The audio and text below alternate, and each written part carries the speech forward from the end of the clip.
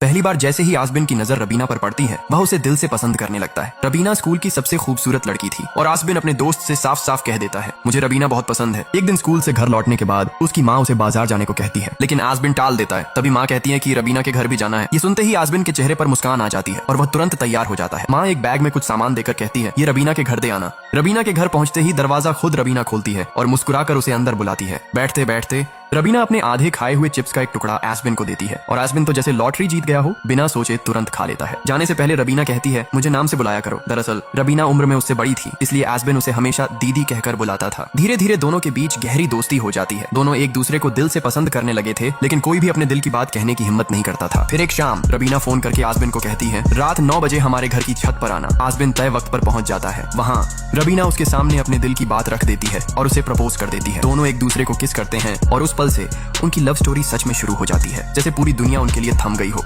आसबिन और रबीना की प्रेम कहानी अच्छी खासी चल रही थी। दोनों एक दूसरे के साथ बहुत खुश थे, लेकिन एक दिन सब बदल गया। आसबिन के घर के सामने पूजा हो रही थी और उसकी माँ ने उसे कहा कि प्रसाद रबीना के घर देकर आ है और पूरी रात रोता रहता है। अगले दिन स्कूल का पिकनिक होता है, सब मजे कर रहे होते हैं, लेकिन आसबिन चुपचाप कोने में बैठा रहता है। उसका दोस्त वजह पूछता है और सलाह देता है कि रबीना से बात करो। हिम्मत करके आसबिन उसके पास जाता है, लेकिन रबीना सामने से उसे अपमानित कर देती है और कहती है, तुम मुझे दीदी कहकर बुलाओ। ये सुनकर आसबिन को यकीन हो जाता है कि रबीना ने उसे धोखा दिया है और उसकी मोहब्बत एक ही पल में खत्म हो जाती है।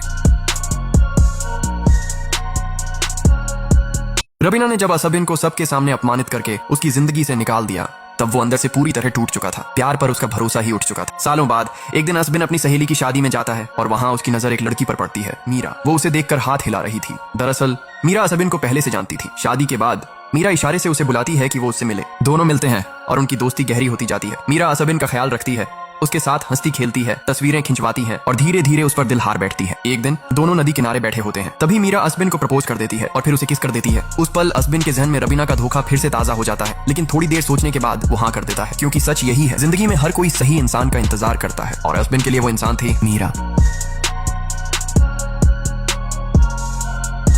ये लड़की मोटे लोगों को मूर्ख बनाकर अपने दोस्त के योगा सेंटर में भेजती थी, जिसके बदले इसकी दोस्त इसे कुछ प्रतिशत कमीशन दिया करती थी। वहीं इस तरफ इसकी बड़ी बहन प्रिया जो एक सर्विस सेंटर में काम करती है, लेकिन आज जब मैनेजर ने एक कस्टमर से ओवरचार्ज किया तो लड़की ऐसा करने से मना करने लगी, पर मैनेजर उल्टा उसे ही नौकरी से निकाल देता है। प्रिया घर जाती है तो अंजलि के पास 2000 रुपए देख, तुम्हारे पास ये पैसे कहाँ से आए? तब अंजलि झूठ बोल देती है कि मैं पढ़ाई के साथ बच्चों को ट्यूशन पढ़ाती हूँ। तभी वहाँ उसकी मामी आ जाती है और उन्हें उनकी माँ का कर्ज न चुकाने के कारण बुरा भला सुनाने लगी। तभी उनकी बेटी अंजलि के 2000 रुपए छीन लेती है। तब अंजलि अपने मामा के पास जाती है तो मामा उसे अपने पैसे उसे देने लगे, लेकिन मामी उनसे उनका पर्स ही छीन लेती है। मामी के जाने बाद प्रिया को एक बड़े रेस्टोरेंट में नौकरी के लिए कॉल आता है, जिसका इंटरव्यू आज ही होने वाला था, पर प्रिया के पास इंटरव्यू में जाने के लिए एक चप्पल भी नहीं था। तब वह अपने टूटे हुए चप्पल को ही सिलवाने चली जाती है। तभी एक लड़का एक कुत्ते को बचाने के चक्कर में मोची को ठोकने ही वाला था कि प्रिया उन्हें बचा लेती है। लड़के के कार से निकलते ही प्रिया उसे, ऐसे कौन कार चलाता है, अगर लग जाती तो? तब लड़का लगी तो नहीं ना।